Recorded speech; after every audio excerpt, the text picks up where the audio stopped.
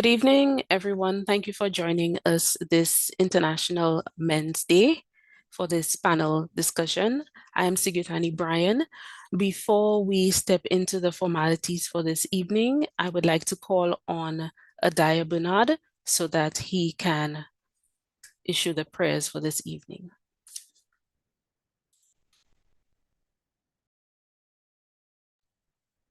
Good evening, everyone. Can we prepare to pray? Heavenly Father, we come before you today with grateful hearts, lifting every man represented in this room, in this nation, and around the world. Lord, we thank you for your grace, for your mercy. We thank you for your covering and your purpose over the lives of men. We declare that this is the day that you have made, and we will rejoice and be glad in it. Father, today we celebrate men, fathers, sons, brothers, mentors, leaders.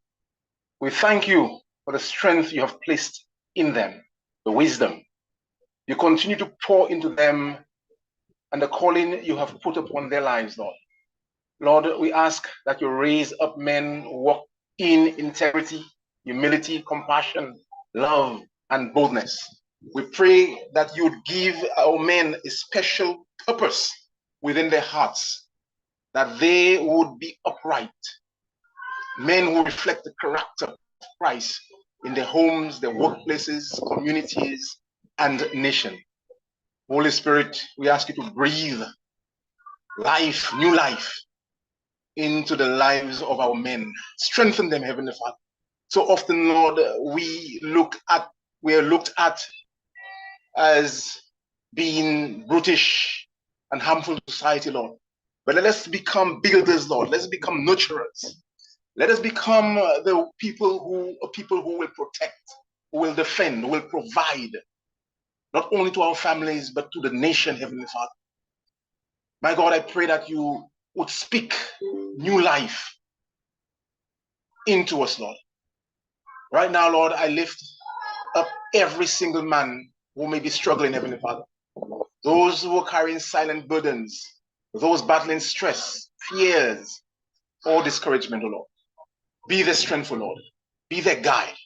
Remind them that you are there with them, my God, that you are a safe refuge, my God, in time of trouble, that you are a present help in times of trouble, Lord. Surround them with support, encouragement, and peace that surpasses all understanding, dear Lord. Lord, let your spirit, let your divine will inspire unity, respect, and appreciation among them, Lord. Help us to honor the contributions men make to our society, Heavenly Father. We declare that every man here and every man hearing my voice, Lord, will be blessed by what's going to happen tonight, my God. Will be blessed by the utterance of men like them, men who have shown a distinction, Lord, for greatness, for purpose, for responsibility, Lord. Men who have stood up to be counted, Heavenly Father. We thank you for this evening, and we pray that in all things we give you thanks and praise. In Jesus' name, amen. Thank you, Mr. Bernard, for your humble prayer. Again, thank you for joining us this evening, our virtual audience. My name is Sigutani Bryan, the Outreach and Marketing Officer at UWI Global Campus, St. Lucia. Of course, this evening you are gathered here to witness or experience the panel discussion under the theme Men and Higher Education, Learning, Leading, Legacy. Today's dialogue invites us to reflect on how men learn, how they lead, and how their presence in higher education shapes the communities that we serve. Research continues to show us that when men are supported in academic spaces, their confidence, engagement, and leadership strengthens in ways that benefit our society as a whole. This month, the UWI Global Campus St. Lucia site and the Toastmasters Club have carried and will continue to carry this message beyond the walls of our university. On Friday, the 7th of November, 2025, the Toastmasters executive team visited the St. Mary's College, speaking with the upper school students about building character and taking ownership of their futures. Today, executive members also visited the Odsa Primary School, where Toastmaster Ulan inspired more than 60 students, reminding them that becoming a great man begins with the values that they practice today as boys. These engagements reflect our commitment to shaping confident, capable, community-centered men at every stage of development. It is now my pleasure to introduce a leader who was instrumental in making this panel discussion possible. She supported this initiative from the idea to its execution and requested that she be humbly introduced as the Program Manager of the Women and Development Unit and Chair of the UWI Global Campus Gender Task Force. Please help me welcome Mrs. Colleen Robinson Hunter to deliver the welcome remarks. Thank you very much, Stephanie. Thank you very much for that. Good evening, everyone. I'm pleased to welcome everybody tonight for this auspicious occasion. Thank you, everybody, for being here. As Sikathani stated, I'm Colleen Robinson Hunt. I'm the Programme Officer at the Women and Development Unit, which is known as WAND. On behalf of the University in the West Indies Global Campus St. Lucia's site, the Women in Development Unit and the Global Campus Gender Task Force, we extend a very warm welcome to you for joining us for tonight's panel discussion, Men and Higher Education, Learning, Leading, Legacy, in celebration of International Men's Day. You're probably wondering what Women in Development has to do with International Men's Day. Well, to provide a little context, the WAND unit was established in August 1978 in the context of the UN Decade for Women.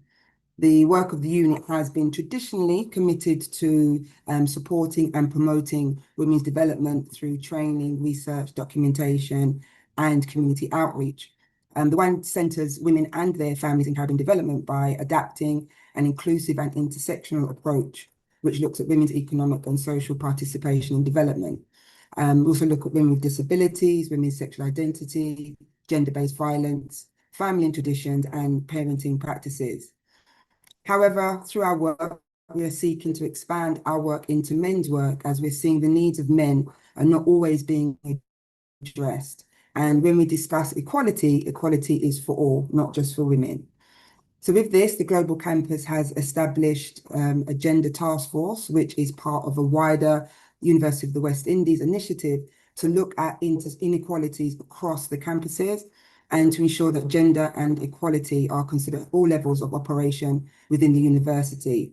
And this is from admissions right up to graduation, and also amongst our staff. So as the Programme Officer for WAND and the Chair of the Global Campus Gender Task Force, it was fitting for us to contribute to tonight's event. And as Sikathani said, I was in support of this initiative from the very beginning. So when we talk about International Men's Day, which happens to be today, so it's very fitting that this is being held today. International Men's Day is rooted firmly on 6 individual pillars. The first one is to promote positive male role models, not just movie stars and sports personalities, but just everyday ordinary men who are living decent and honest lives. Second pillar is to celebrate men's positive contributions to society, the community, their family, marriage, childcare, and the environment. The third pillar is to focus on men's health and well-being, social, emotional, physical, and spiritual. And the fourth pillar is to highlight discrimination against men in areas of social services, law, social attitudes, and expectations. The fifth pillar is to improve gender relations and promote gender equality, as there are areas where men are discriminated against. And the sixth pillar is to create a better, safer world where people can be safe and grow to reach their full potential. So tonight's discussion is about men in higher education, and this is a timely discussion, as at the university, we have seen a steady decline in applications from men. The Global Campus specifically has seen men's student participation in tertiary education considerably lower than women.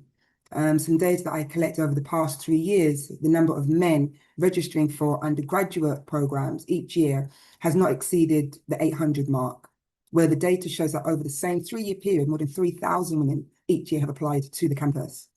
So this fall in number of entrants and subsequently graduates, although it's not unique to the campus, it's a global issue. And we're seeing even in America, 42% of bachelor's degrees were awarded to men, which is still a relatively high number, but compared to previous years, this is the lowest they've ever recorded. And then when we look at specifically Black men, this number has dropped from 38% to now just 26%. So I'm very much looking forward to hearing what this excellent panel of alumni members, tutors, and entrepreneurs have to say about this topic. Before we begin, I'd like to thank all the panel members for being part of this important discussion this evening. And thank you as well to Mrs. Sigathani Bryan, who is also a member of the Global Campus Gender Task Force, for arranging this important discussion. And all the other departments that have been involved, such as marketing, the WAND unit, Toastmasters St. Lucia, and the alumni team for assisting.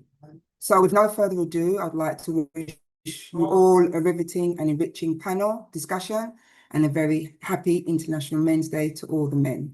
So I now hand over back to Mrs. Bryan to begin tonight's proceedings. Thank you.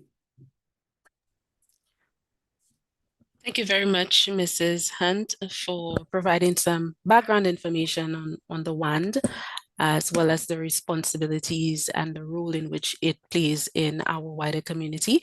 And of course, for providing some information on the pillars associated with the celebration or observance of International Men's Day.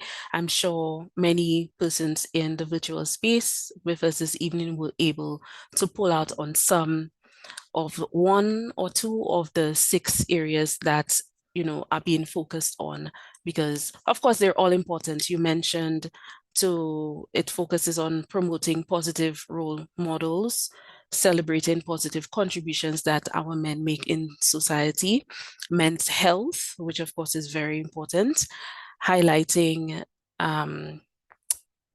issues in terms of discrimination against men, which sometimes it's not really talked about and not focused on. So that's important.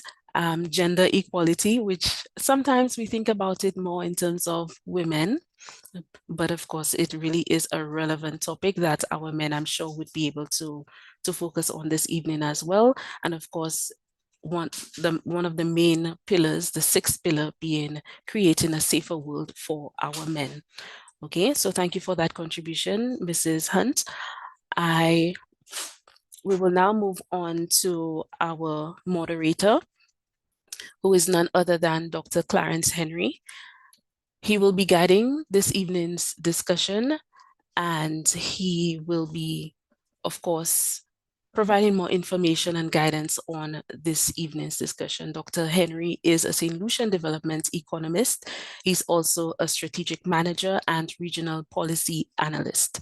He brings a strong blend of leadership experience and a commitment to supporting learners at all stages of their academic and their personal or professional lives. He's dedicated to the advancement of economic development, and I'm sure by the time he starts speaking, you will have a good idea about that. Dr. Henry currently serves as the head or the acting head of the Regional Integration Unit at the OECS Commission, where he leads initiatives that support the movement of persons across the OECS Economic Union, institutional transformation, and the advancement of stakeholder engagement. Dr. Henry is currently completing an MBA in International Business and a certificate in Strategic Management and Organizational Leadership. He currently serves as the alumni representative of the UWI Global Campus Council and the president of the UWI Alumni Association St. Lucia chapter. This background positions Dr. Henry as an ideal moderator to steer a thoughtful and engaging discussion with our panelists while ensuring that our audience's voice remains an important part of this conversation. Please join me in welcoming Dr. Clarence Henry as the moderator for this evening's panel discussion. Good evening, everyone. Thank you, Mrs. Bryan, for the introduction. I will just simply add that I'm also serving as the Alumni Council representative for the university at large, and certainly is very happy to be here tonight with several young male leaders within our community. And certainly we would hear a lot from these male leaders later on during this panel. It is really opportune that we have this very important panel on International Men's Day, November 19th. Noting, of course, that the theme for International Men's Day is quite critical, which speaks to celebrating men and boys. And what better way of doing so than to put together an amazing panel of men leaders to discuss a topic which is quite linked, if you like, with the broader International Men's Day theme: men and higher education, learning, leading, legacy. And to indulge us tonight, we have a panel, a mixed panel, I would say, of academics, students, young leaders, entrepreneurs, leaders in their own household, husband, father.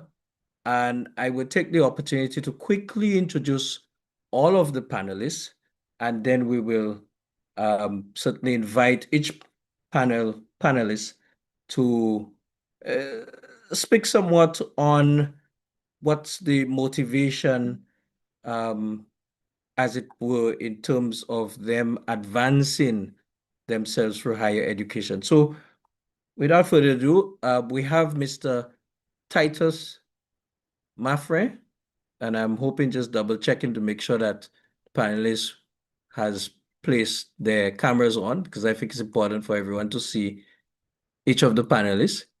So we have Mr. Titus Mafre, who is a graduate of the University of the West Indies, St. Augustine campus, who holds a first-class honors degree in economics with a minor in accounting and an MPhil degree in agricultural economics. He volunteers his time to many charitable and educational causes, especially monitoring and evaluating projects. Mr. Mafre serves as a course instructor and second examiner with the University of West Indies Global Campus, and educator at the Sir Arthur Lewis Community College, where I once taught as well, and Mr. Mafre is a former colleague of mine. In his private capacity, he serves as an independent consultant who provides technical support to many local, regional, and international organizations to facilitate evidence-based strategies in solving economic issues. Mr. Mafre has conducted many workshops, notwithstanding his widely circulated publications on community-based tourism, early childhood, nutritional development, and agriculture. His other areas of research include impact assessment, agricultural economics, statistics, financial and mathematical economics, modeling. So here you got it. Mr. Mafre certainly well-versed in the field of academic and a leader in the teaching profession. And then we have as well Quint Augustine, who is a political science student at the University of West Indies Global Campus and has extensive passion for youth and national development. In addition, he serves in the capacity of secretary, second vice president, and currently a trustee on the Grosley North Youth and Sports Council. His enthusiasm for service extends as he recently been appointed as advisor to the chair of the UWI Global Campus St. Lucia Guild. As a youth, He aspires to empower, inspires to empower, inspire, and establish positive opportunities where St. Lucia youth can produce impactful change in society. And these are the kind of things you want to have about young people. Certainly a leader and I expect a national leader in the making. We also have Mr. Erland J. George, who is dedicated in his consultancy work in international development. He has a strong foundation, both academic and in community service. He holds a bachelor's degree in international management from the University of West Indies Global Campus, a Master of Arts in Global Governance and Diplomacy from the University of Leeds, and most recently a Master in Disaster Risk Management and Climate Governance from UCAM. Sir Erland is a passionate youth development advocate, as you see as I continue to read these short bios, that all of our participants are very passionate in their field. He's volunteered extensively with organizations like the Caribbean Youth Environment Network and the St. Lucia National Youth Council. Professionally, he works part-time with the St. Lucia National Conservation Fund and freelances on various international projects. This month, he launches his social enterprise, the Unplug Collective, a platform aimed at fostering real human connection and community engagement. One of its key projects is spotlighting positive male role models in the St. Lucian society, because showcasing positive male role models helps redefine masculinity, inspire young men, and build a more balanced and compassionate society. And we certainly need more of this. We also have Mr. Siobhan Bryan, who is and has been a Toastmaster for the past 7 years and is the co-founder of the UWI Global Campus St. Lucia Toastmasters Club. He became the first male in St. Lucia to achieve the status of Distinguished Toastmaster Excellent after 3 years of being a member in a local club. He currently serves as the Vice President responsible for education. Mr. Siobhan Bryan is very passionate about public speaking, an advocate for men, and is the founder of Empower Men Project. He is a full-time entrepreneur who has also conducted public speaking training for local businesses such as Foster and Inns and Ministry of Tourism, as well as regional groups. He is a husband and a father, devoted one, I should say, and currently studies international management at the UWI Global Campus St. Lucia. And I suspect we get in the gist that this is a powerhouse panel that I am introducing here. And lastly, you have, but certainly not least, Mr. Yanil Sam, who is a detective corporal that serves at the Scenes of Crime Office within the Royal St. Lucia Police Force, bringing over 16 years of dedicated service in law enforcement. Specializing in crime scene investigations, he is deeply committed to professionalism, integrity, and justice through meticulous investigative work. And certainly we need more of these within our society. A lifelong learner, Mr. Sam continuously develops his skills through training and self-improvement. His positive outlook and passion for personal growth inspire those around him to strive for excellence. Outside of his professional duties, he values health and fitness, maintaining an active lifestyle through regular exercise, healthy eating, hiking, fishing, and playing pool. Above all, Mr. Sam treasures his role as a father to his 9-year-old daughter, who motivates him daily to be the best version of himself. He holds a bachelor's degree in financial management and believes in leading by example, uplifting others while continuing to grow personally and professionally. So here you have it. This is our panel tonight, certainly an excellent panel. And just to begin, it is quite interesting that at the start of this panel discussion, the whole issue, and as Mrs. Hunt would have had certainly brought to light, the low attendance of males in our higher education institution, particularly in the University of the West Indies. And this, of course, is manifested into the workplace and the work environment where ladies tend to dominate the leadership roles in many of the industries. Of course, some industries still dominated by men, but by and large, many of the new industries in our economy, which requires higher education, dominated by ladies. And so I take this opportunity to start and to bring in the panel and to ask of them what's their motivation for seeking, higher education. And I would say to panelists, we're here to also guide the other young men who may not have taken this route as yet, but for them to learn from your own experiences and your own motivations.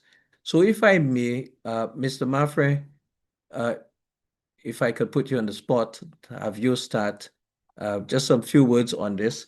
What's your motivation with your first degree and your MPhil, and of course, your extensive research that you continue to do as an academic?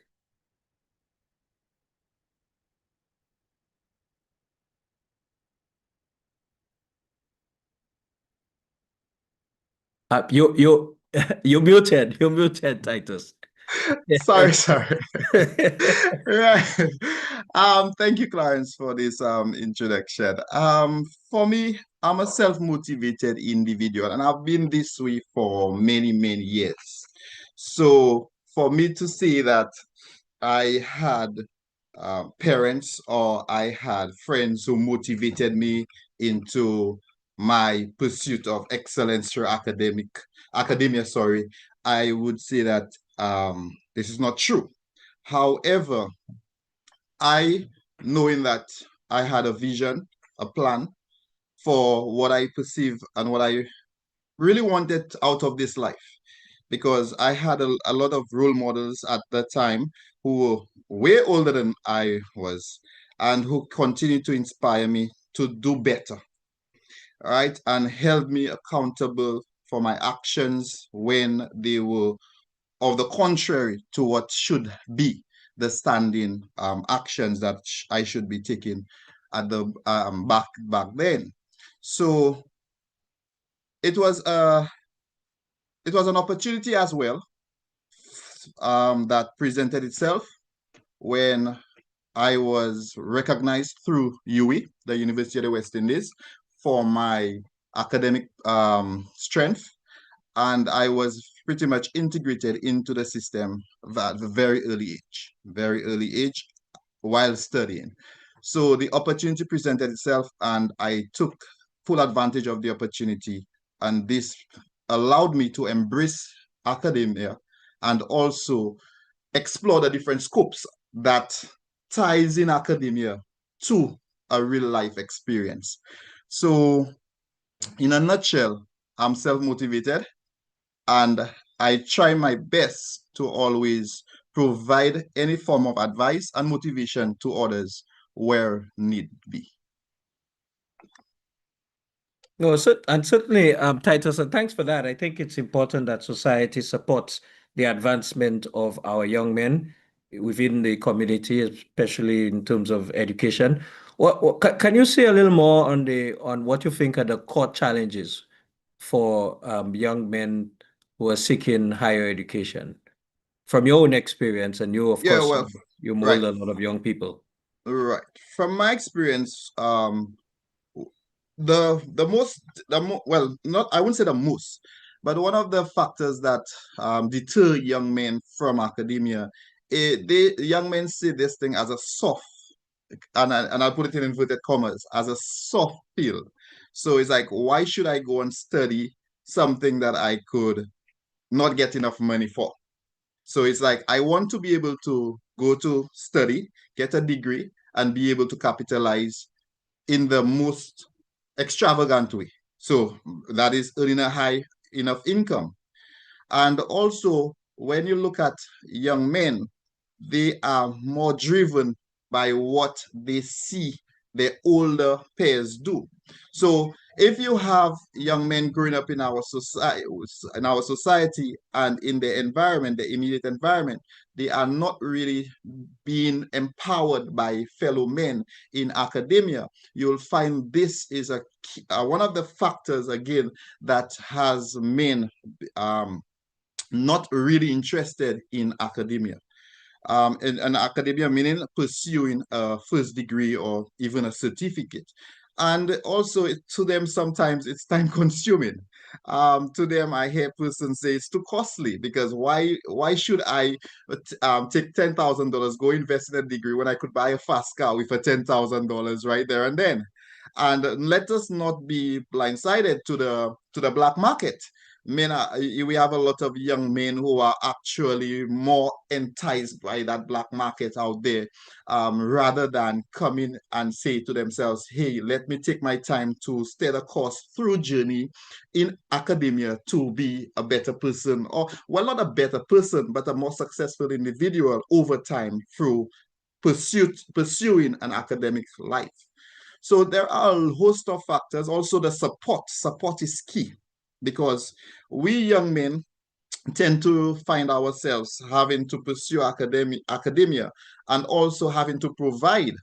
So when does the balance, when does the balance come into play? Because if I have to provide, sometimes young men come from single household family where they see their mother suffering for so long. So how do I tell my mom I want to go and pursue a degree or pursue a certificate when I'm seeing she's still struggling to pay the light bill, when I could go out there to get some money to assist her to get at a more relaxed and peaceful place in her life, so that could bring me joy? Because if you're mindful of what transpires most times, you hear parents come out and they say, my boy was a good boy. To them, their boys, their young men are good to them because their young men are doing what they're supposed to do for their mother, to provide, to protect their parents. But in the eyes of society, they are what we call nuisance, what we call trouble. But at the end of the day, like I think Miss Hunt said, the number of young men who are actually interested in academia are dropping by the number every single academic year. And we have, sometimes I, as a course coordinator, would find myself having only females in a course, participating in a course. So Yep. And the cost of higher education continues to increase. So even the argument around the net benefit, right. what am I going to get from this, and how much I have to put in at this moment, and the number of years I must be in there before I can potentially see benefit after graduating. So I like your intervention, Titus. You certainly threw quite a bit in the pot, and I'm hoping I see Quint ready to go and smiling. So I'm hoping that Quint, you can provide some perspective in terms of your own advancement through higher education, as a student in political science at the moment, but also zeroing on some of those challenges that you see that prevents men from advancing in the field of higher education at this moment. Yes, good evening. I would like to wish everyone a good International Men's Day. For me, I would say, and that's our bad. We did wish ourselves yes, that. Did we? yes, we did wish ourselves that. Yes. Well, for me, I would say that I was always motivated to pursue higher education. My mom always pushed me to pursue higher education, and I was raised in a single parent household. And she saw the value in education. And when I was, let's say, in primary school, I didn't really see the value. However, when I arrived at secondary school, I started to perform better. And I reached at Sapolis Community College, and now I am a political science student at the University of the West Indies. And I'm grateful for this. And I think it is because of her empowerment. However, I've always been a go-getter. Once ever I place my mind to something, I've been a positive individual. Despite of the challenges that I face, I have always been positive in pursuing education, pursuing higher education. Also, I see it as making a difference, ascertaining higher education, not just for self-development, but to make a difference in society. And that's one of the reasons why I am pursuing a degree in political science, is to make change, initiate change, implement change in society, to have policies that will make people's life better. Yes. In terms of the challenges, I see financial challenges. As Titus mentioned, that education is very expensive. Not everybody can afford education, and it's the reason why we have the ministry, have the government giving scholarships, etc. However, I think it is time for us to have our own university right there in St. Lucia. I think that has been a discussion for a while. And I think that if we have our own university and it's affordable, I think that we'll see more persons gravitating to higher education in St. Lucia. Yeah, thank you, Quinn, for that interesting thought on the need for a national university. I think there have been quite a bit of debate on this. Many who feels that the University of the West Indies is quite adequate in serving the entire region, given its high global ranking and certainly the quality that it has produced over the years. But it's interesting debates, and I'm hoping that the panelists may at some point circle back on this particular issue.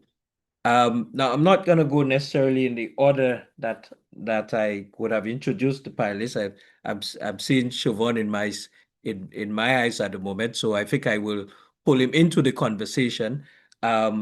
In terms of and the same question, Siobhan, for you, in terms of what's your motivation for pursuing higher education, but also what are those core challenges you believe that might be hindering young men from and older men too, because Professor this is Rex Nettleford once argued that it's long lifelong learning, and so the education system should create many opportunities for entry and exit, so you can enter many times and you can exit many times, but you can do so as long as you're breathing, right?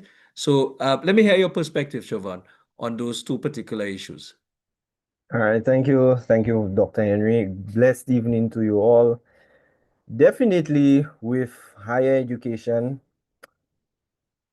I've had a rather interesting journey where I would say, based on experience, for men pursuing a higher education, there is what you call academic gatekeeping.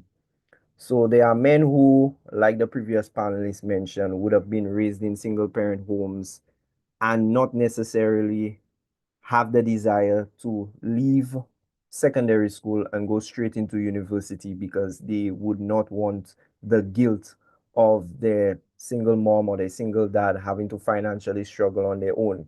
So they decide to jump into the working world. The spin-off from that is that you would have found yourself in an environment where you would have worked for several years, and the sacrifice that you make is very, I'm looking for the word, it's very rewarding to yourself knowing that you take care of your family. But the downside to that is having to put your academic desires on the back burner. You fall victim to academic gatekeeping, where you have persons who are younger, more qualified, coming into the work environment and getting rewarded better than you, getting higher positions than you, getting paid more than you.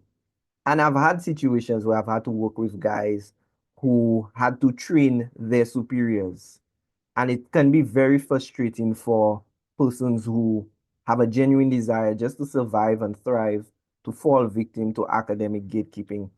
And what that also breeds is a level of ignorance for certain things, where we men, we work hard, we know the work hands on, But when it comes to the technical terms and the processes, these things come through qualification. And it's a battle within ourselves, whether or not we want to accept that position or we want to transcend into a position where we are justified by our actions. And I would say this I'll give you an example. I remember working in sales for roughly 5 years. And you have hands-on experience with customers and products. So you believe, okay, you know what's the best marketing technique, you know what's the best thing because you've been in it. But then when you try something, you fail because you think your creativity is what's okay enough to set you apart. But then you have persons who are professionals in the field who then give you the proper mechanisms for you to market properly. Then you see those tactics succeed, and then you wonder, but I've been in this for years. Why this didn't work? And then you realize, okay, it is important to be qualified in order for you to have that command over whatever profession that you have. And even more so outside of academics, even in the technical fields, you have a lot of young men out there who are satisfied working under qualified architects, electricians, carpenters, because they have the experience, but they're unable to function on their own. So they might be able to conduct a particular job, but they will still need the cosign from the architect who is qualified, the cosign from the electrician who is qualified. And that too brings its own level of frustration because it hinders your independence. And most men like being financially independent. So in order to combat that struggle that we have within ourselves of feeling inadequate or feeling like we are falling short based on what we want to achieve, then it's necessary for us to pursue higher education. And like we've all said, it is a sacrifice because I can tell you, when I look at an undergraduate course that cost roughly over $1,000, and I look at my bills, it's a very tough choice, but you have to make it count. And it's not a lonely road. It's a case where, like Quinn said, you can get scholarships, you can get assistance, and you can pace yourself. You know, there's nothing wrong in giving yourself some extra time to pursue whatever academic qualifications you need. But if you want to see yourself at the end of the line being productive, being independent, and being fulfilled, then it is necessary for us to pursue those academic qualifications.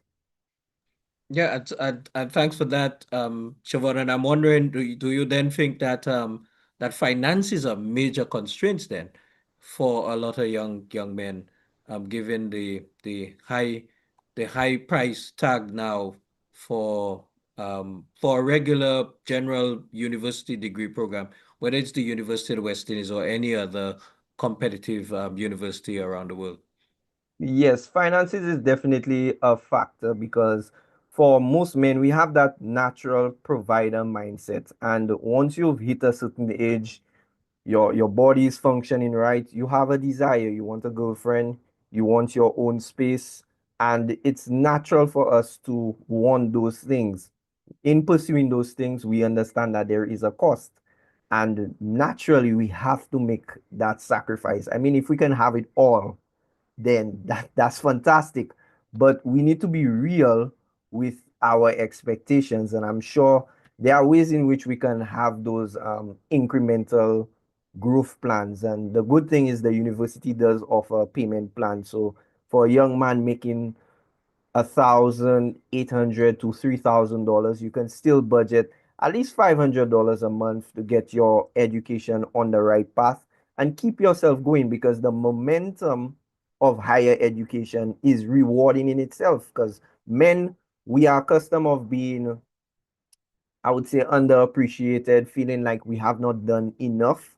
And the best thing you can do for yourself is to invest in yourself.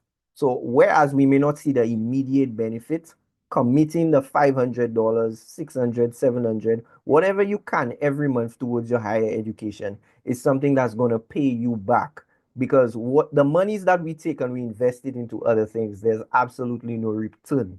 when you put gas in your vehicle, or you take money and you invest it into your appearance and so forth, some of these things are very fleeting. You buy a flight, you fly, you come back, the money is gone. But your money in your education, it stays with you. So once we recognize that that's the benefit, then it's easier for us to say, hey, okay, I'm going to make the sacrifice.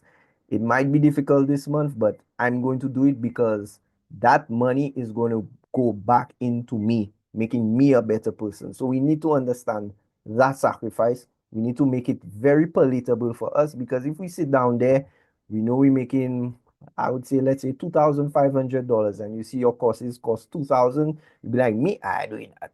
But instead of thinking like that, we must break it down into a way that's comfortable for us, so we can fully embrace the idea of higher education and the costs that's associated with it. Yeah, and thanks for that, Siobhan. I think a number of punchlines there. Certainly the need to balance. And Erland, let me just put you on notice. I'm coming to you now.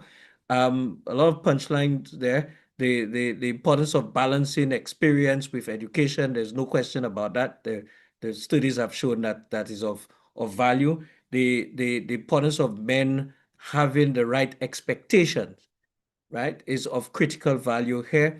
And I think the investment, the long-term investment in education is critical. And I could give an example of myself. I recall coming out of A-level, or if I give the year, everybody know my age, but more than 2 decades ago, they might still know my age from that. And getting, what was the salary then? Spent 1 year out of A-level teaching must be about $1,500.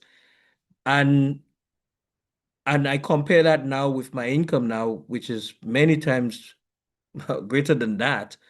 I don't regret going the route of education and struggling a bit to go that way, but I think, ultimately long term you benefit from the investment. So I'm hoping, Erland, you can add to that conversation in terms of your own motivation for seeking higher education, but also importantly, and maybe you have experienced some of those challenges, or perhaps even know persons who have experienced those challenges in terms of how getting to a point of benefiting from higher education, examining what those challenges are, would be of importance, if we can hear your thoughts on it. Okay, good night, everyone. In terms of my own personal motivation for pursuing higher education, I believe I have similarities and differences with the panelists who spoke before me. I was raised in a family where my mom was not even able to complete primary school, and my father only completed secondary level education. Now, my mom was the first of her siblings, so she sort of had to stay in to raise the others. And as a result, all the others were able to get educated. So I have more or less been pressured from a child by my extended relatives to continue to pursue what my mom never got the opportunity to have. So I was always raised, and I sort of had that behind my head that I needed to be able to take my family to the next level. So that was, I guess, external motivation, not necessarily internal. However, for me, in terms of pursuing a degree and also the particular studies that I have done to this point, it started off with experience. I had this situation where I excelled right through primary, secondary level.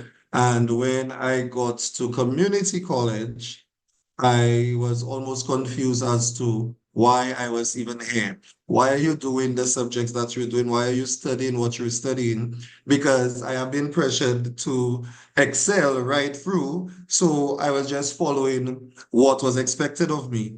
But it was that I sort of had a breaking point at that when I got to South Louis Community College, because I had no sort of purpose or understanding of why I was where I was at that moment. And I dropped out of school at that point, and I sort of started volunteering and started working for myself, started trying to figure out what is it I really like, what is it I really want to pursue. And then through all of my volunteering, I started getting a lot of experience in community development, understanding international development and affairs, and so on, getting invited to different conferences, and in having dialogues with persons that I would meet and connect with. When they would speak to me, they were like, "So what did you study?" And I would be like, well, I never really had an answer because I only had up to my secondary level education. But they would be like impressed, and they'd be like, well, you need to like further your education. You need to go into this field, because I had a wealth of experiential learning, but I did not have the paper to back it up. So that sort of drove me back to getting back into the education system and pursuing my degree with UWI, and then the subsequent degrees that I have done after that, sort of marrying my experience with the theoretical underpinning that I need to show, hey, I don't only know this, I have actually gone to qualify myself in this area. So that is really my background. In terms of barriers to men, I think we have a lot of cultural barriers because of the way that we look at men, and we expect men to provide from very early. So we are told that, you need to go and provide, you need to make the money. We usually don't tell men that they need to go to school. We tell women, we tell our girls, you need to go to school, you need to get educated so you can do this and that. But we don't usually say the same to our boys. There is a pressure that is put on our boys to provide and to make money very early. And similar to previous panelists, especially when you grow up in certain homes and you see the struggles, there is almost this secondary guilt that you have on you, that you are now at a level where you need to go out and you need to contribute to the household. So generally, a lot of men that I see within my circle and that I know of, that has been the path, trying to get into work very early. And also, we do not have a lot of examples. Like Siobhan was saying, there's a lot of gatekeeping. A lot of men who have pursued higher education do not usually come back to encourage younger men or tell them, hey, these are the gateways, or these are the paths that you have to get into this, or what. There is no real mentorship. You don't find a lot of men mentoring younger men. Whereas with the ladies, you have a lot of mentorship from even the classrooms. And we don't have a lot of that in the male circle. And I think that in itself, that sort of cultural barrier of men having to also be silent and strong, but the education pathway requires men to speak, requires men to ask for help, requires them to, it's more than just survival. Higher education really, in higher education, you sort of struggle. And it's almost like we are taught not to struggle. We always have to be the one to hold everything together. So I think that's my contribution in terms of the cultural barriers that exist. Yeah, I think we've gotten, thanks for that. I think we've gotten quite a bit in terms of that. You've added to what the other panelists have said. Cultural barriers certainly is one, but the lack of mentorship is another, and the need for men to know themselves really, in order to determine what is the best course of program that they should pursue, and not necessarily investing in an area that they will consider to be bored at some point in time. So thanks for that. And let me pass on to Sam. So Mr. Sam, I'm sorry for bringing you last on this particular set of questions. But certainly, having listened to your fellow panelists, what would be your perspective in terms of those challenges that men face, and of course bringing your own experiences in that as well, and your own motivation for pursuing higher education? It's always a great thing to hear when our own security personnel have moved in that direction. I think sometimes there's the feeling that if you're police, all you do is policing, and that's it. And if you have a degree, it's in something to do with security or an area similar to that, and certainly not something like finance, for instance, right? So let me hear from you, Yanil. Thank you. International Monday to everyone. Thank you. Well, for me, my journey into education was born out of my desire and determination to break through personal barriers. By showing that no matter where I come from, my background will not determine what's possible for me academically. Working full-time as a police officer, especially in crimes investigations, is very demanding. And growing up and studying opened my eyes to how much profession and the world is evolving. I wanted to contribute more meaningfully, and I required academic growth. Studying part-time with UWI Open Campus provided opportunity to pursue my degree while still doing my duties as an officer. It wasn't easy, but the flexibility provided by the Open Campus was good and it made it possible. As it relates to barriers, I would say a lot of it had been spot on by the previous panelists, especially financial pressures. Balancing work with personal obligations and the financial responsibility for studying is very challenging. For me, it was challenging because I had a lot going on for me, and having to sacrifice free time, sleep, social life, I think that is a deterrent for a lot of men out there, because naturally men like to party more than women. If you go out into fete, you see a lot of men out there than women, so you find that could be deterrent for a lot of men. Like Ellen mentioned earlier, cultural expectations. Men are always thought to be strong, unlike women, and men don't show their struggles. They become reluctant to ask questions when they need help, especially from their peers, because that shows that they could be weak.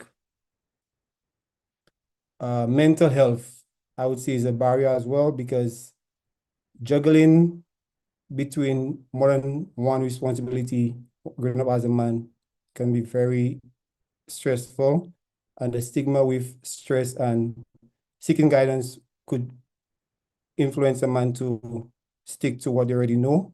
For example, if you're already working, you're already earning money, then why go out there and pursue further education? So I think these are very good barriers that I already mentioned. Also, the commitments when it comes to your personal commitments, you're already providing for your family, like Chauvin mentioned earlier. Having to sacrifice that and study could be a very huge challenge for men. Yeah, and I totally agree with you, and you've certainly touched on a critical aspect of the discussion, in terms of how do men balance multiple roles, and sometimes this is very difficult. You are studying, and I think all panelists in their sort of introductory comments for this panel have certainly highlighted the difficulty somewhat in trying to balance work, family, the budgeting, to pay for the tuition while paying for or putting food on the table, taking care of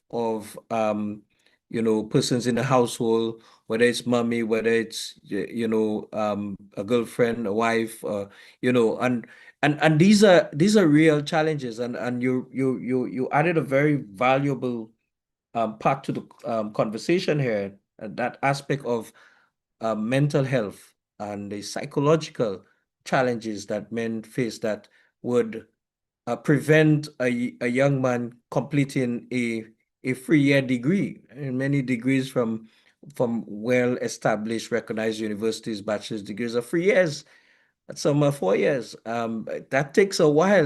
Listen, 3 years as much as persons may say you blink your eyes and it's done, and I think when you blink your eye, the semester might be done, but then you have another how many semesters to go, right? So I think these are very important issues. I want, Titus, perhaps, especially given the fact that we are not just studying to get letters behind our name, to get a BSc, to get an MA or an MBA or an MSc, or to get a PhD or what have you, but it's to really contribute. So the whole issue of leadership becomes a very important consideration in the whole discussion on higher education. I wanted to get some of your thoughts in terms of how your pursuit of higher education have really enhanced your own leadership capabilities, whether it's in your household or in your own personal space or in your jobs. And I think young persons need to hear about that too, because when they're trying to determine should I pursue higher education, these are some of the arguments to be put forward to encourage them to go along the lines of such investments. So Titus, let me hear your views on this, and certainly I want to include the other panelists afterwards. Okay. All right. As for me, I normally tell myself mistakes are the experiences that make you more valuable as a person. And in addition to this, I have structured a life, I should say, that is very, very meticulous, and also I have a very supportive background, because without these, I would not be where I am today. And for young men, and not limiting the conversation to young men, we have to ensure that women are also included in there as well. That women too, I remember some one of the panelists, can't remember who specifically mentioned that, is that men are sacrificing, but also we should not limit ourselves to education or academia because of the sacrifices that we need to do, because women are also sacrificing and they're doing it. They're doing it. So we have to take into consideration gender inequality. Back in the 90s, we had discussion around gender inequalities and getting women more included in discussion and whatnot. But we are now regressing. We are seeing a movement where there is gender inequality where men are concerned. And if we not open our eyes as a society and see that men, they do need the attention. Men, we do need the programs. Men, we do need the facilities. And like you rightly said, Clarence, the mental health of men are overlooked because men are supposed to always personify that masculinity, that strength, that I am okay. And it is hard for you as a man to say that I am not okay, and a lady or a young lady or somebody, even a fellow young man, to say, I have your back. I understand. Because that will come from a point where a man is viewed as being weak. So at the end of it all, we need to understand that we need to speak life into Black men. Because more and more we see Black men are falling by the wayside as a result of our societal pressure on us, whether it be at home or at work.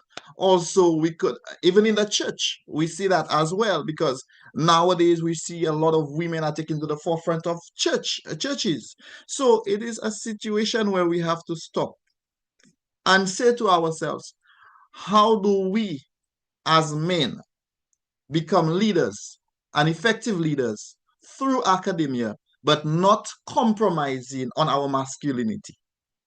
When do we say that?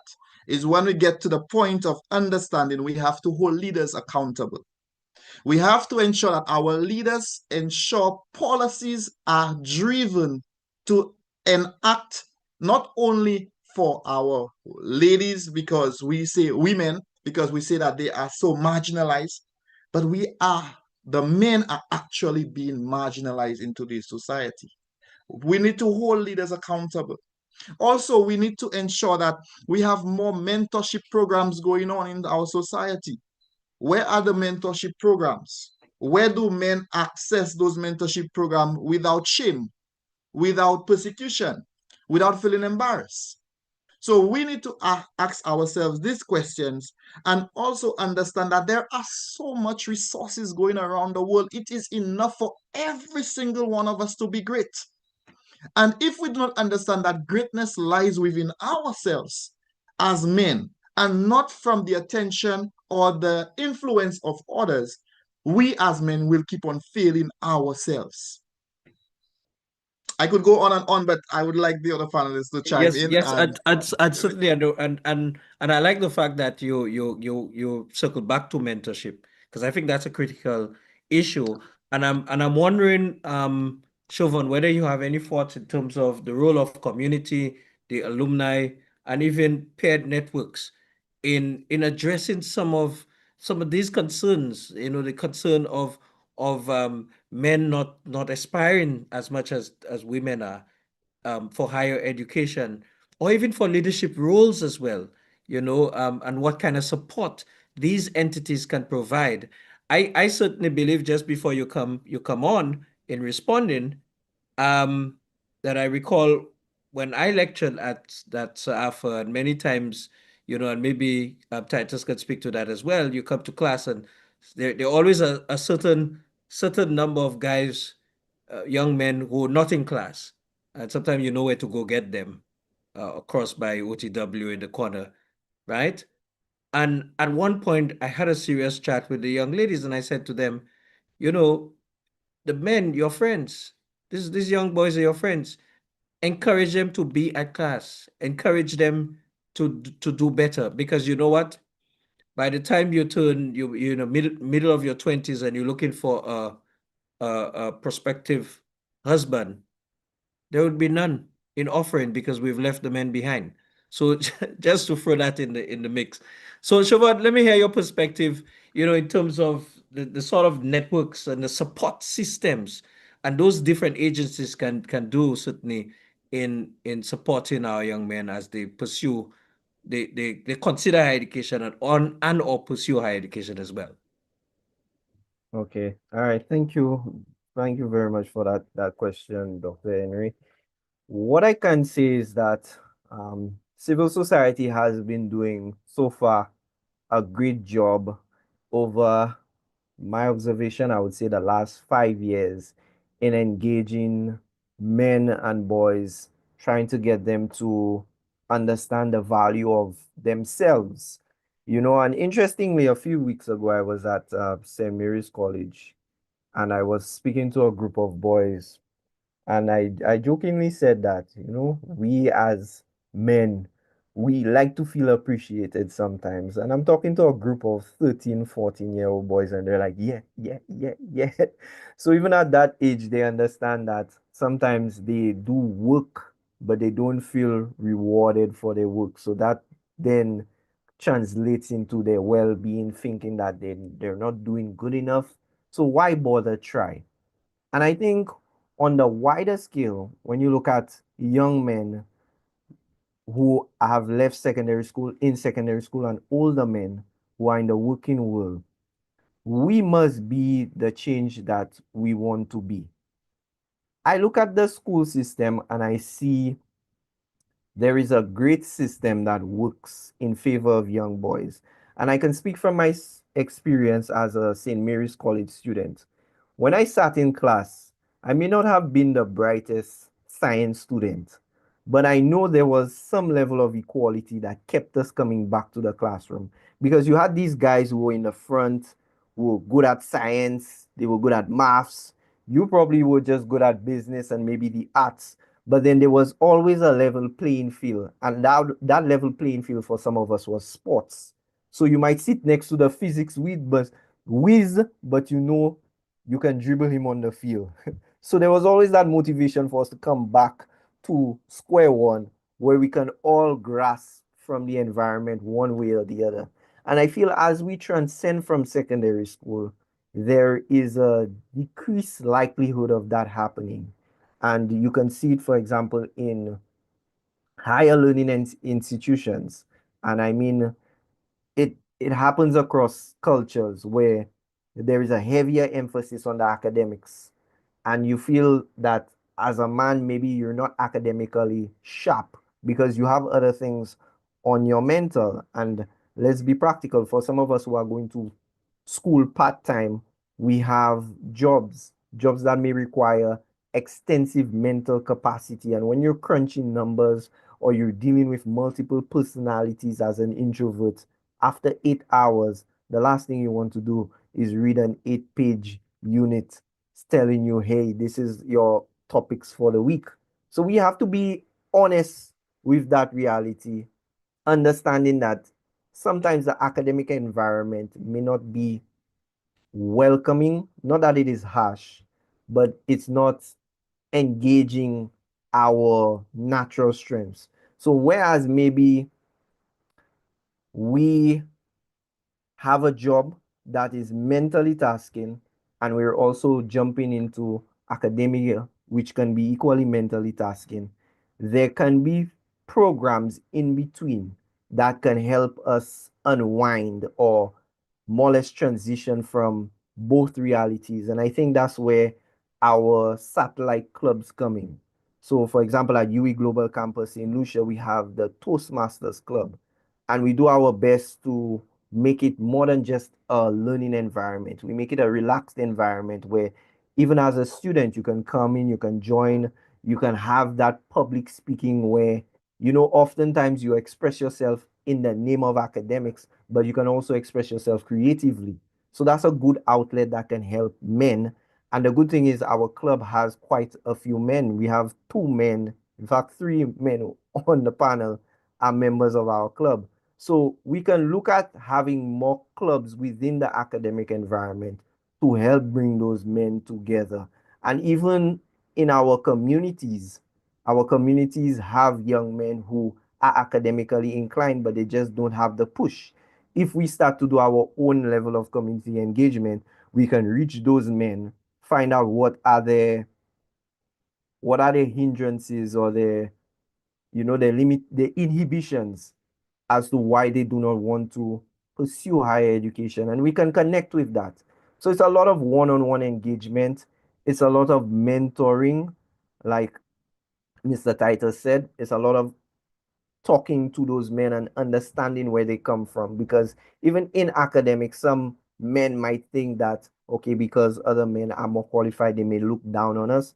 But we need those avenues to create that level playing field, to make men feel welcome, and to help them transition from where they are to where they want to be, and allow them to be comfortable.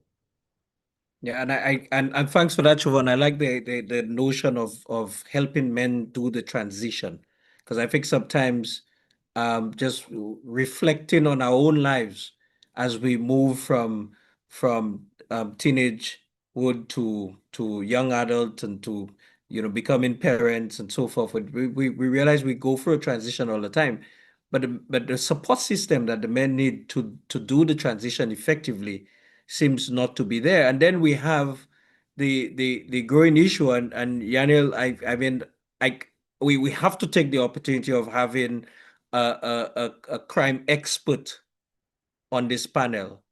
Not to put you, Yanil, on the spot, but we realize in our community, a lot of the times when you hear a murder, it's a young man who has passed. Maybe most times below the age of 25, right? So we have those issues.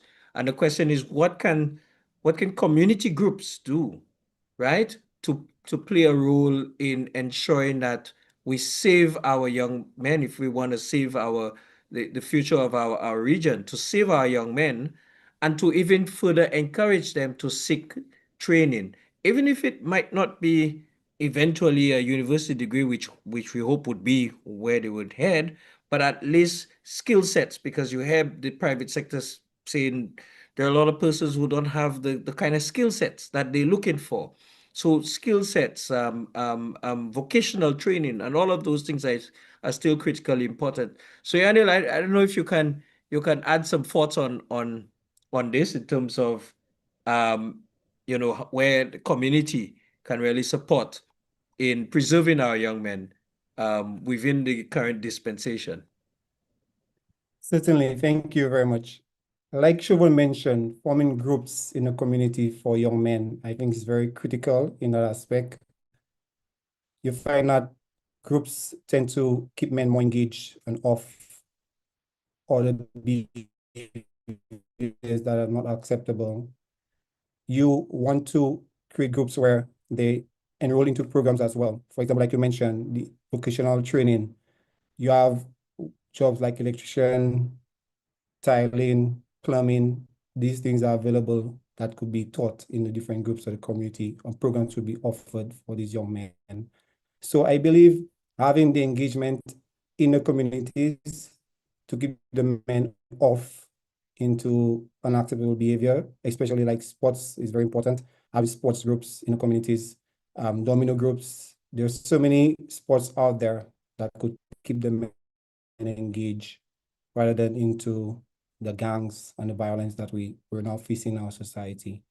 So like you mentioned, I think it's very, very critical to form those groups and the programs in the communities for the young men.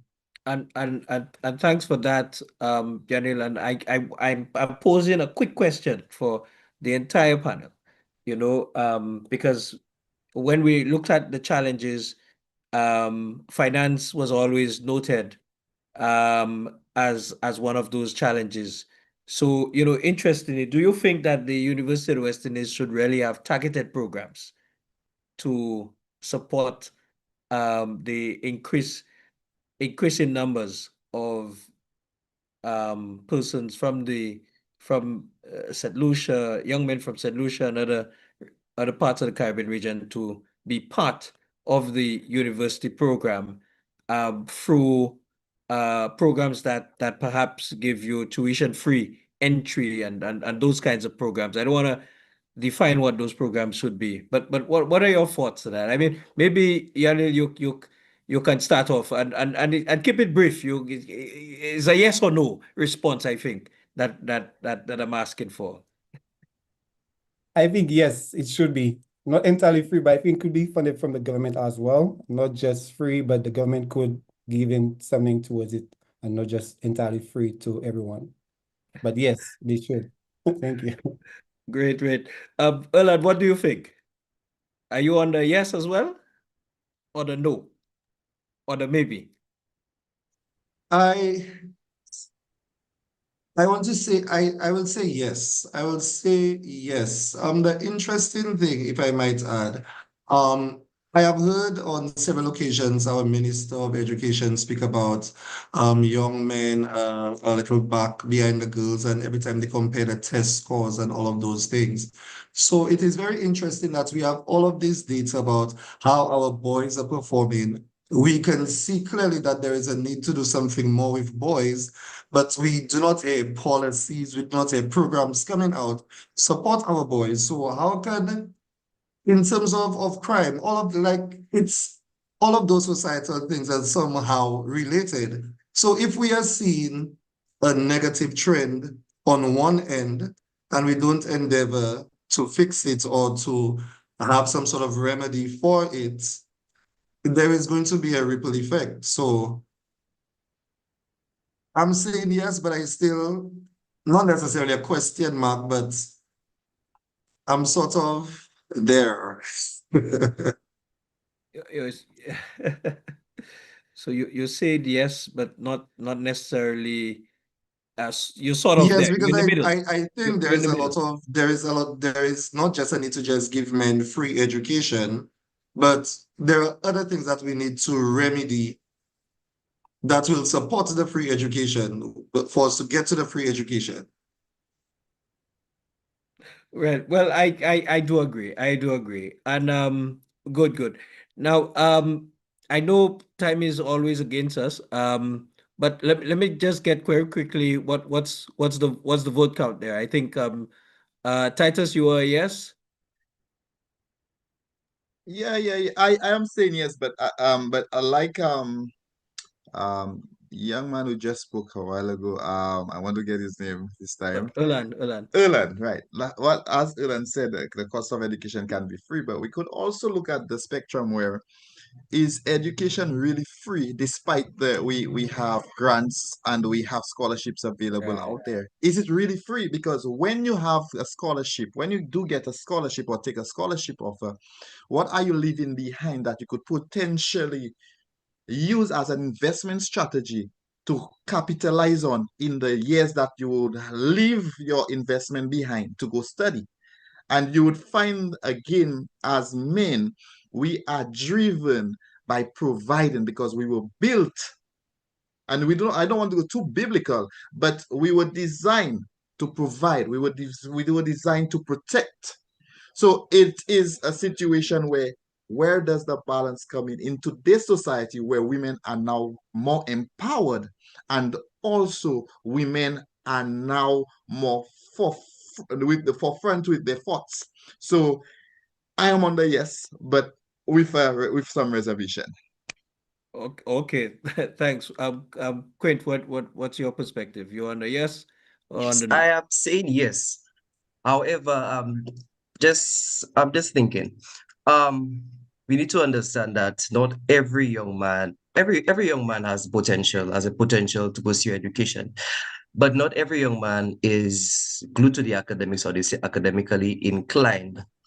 So for those young, we need to cater and have alternatives or policies that will assist those young persons who are not academically inclined. Yes, free education is important, is essential, but what about those who may not grasp the academics? They may be good at doing something else. So yes, for yes, but we need to be strategic and look at policies whereby we can diversify the education sector. Oh, certainly. Now, you know, it has been such a great time having all of you here, and as we sort of begin to wrap up in the terms of the conversation, there were several questions that would have been posed initially. Many of those questions were actually responded to by many of you in the panel.